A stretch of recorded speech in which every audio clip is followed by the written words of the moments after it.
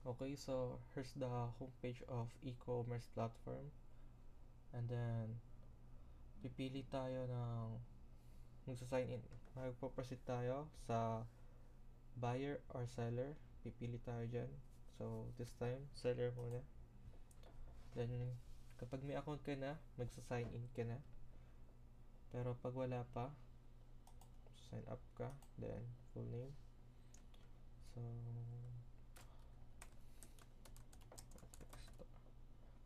Star. Then, kasi star name. Then, email. 23gmail.com and password.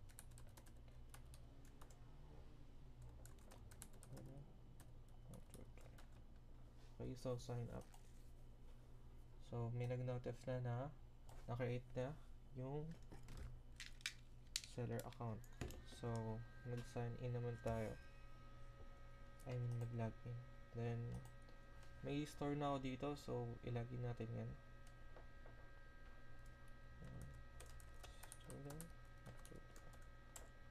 Login. So, yan.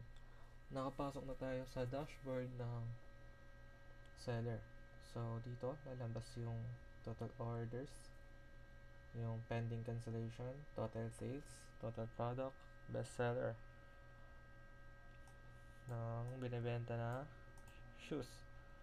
So, dito, nagkakaroon lang to kapag na-complete na yung orders ng nag-order ng mga buyers. So, ito, may analytics tayo dito. Yung monthly sales trend. Then, sa ngayon, wala pa kasi naka-ano siya sa months. May date siya. So, ito yung mga top products ng mismong store. Ang top products niya ay New Balance, which is 11 sold. Then, followed by Onitsuka 9 and Adidas Samba 7. Dito, yung mga top selling products. So, dito naman tayo sa add product. Then, example, Puma.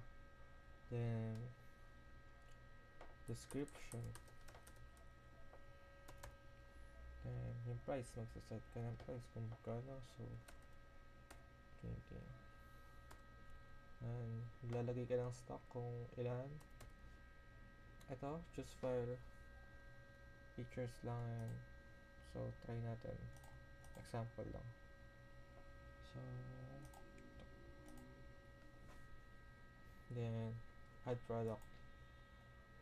Nag-add na siya. So, view natin. Ito yung in-add natin kanina, which is si Puma. So, pwede tayo mag-edit dyan. Dito, mag-appear yung mga bago. So, try natin edit. Puma. Update product. Then, nag-update na siya. So, let's view ulit. Puma. Okay, so, view orders. Ito yung mga nag-order. Naka-ano siya ng ID. Ito yung pang-sampung order. Then, pwede ka mag-update ng status kung shipping, delivered. Then, ito pa, mga nag-order, 5. So, try natin. And then, dashboard, dito sa may manage cancellation, dito lalabas yung mga pending na cancellations if meron man na nag-appear. Then, sa profile, pwede mong baguhin yan, mag-update. Then, lipat naman tayo sa buyer.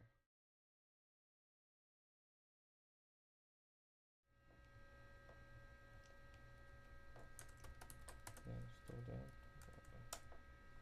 Okay, so ngayon, nasa dashboard na tayo ng buyer. So, lalabas dito yung total orders mo and total spend.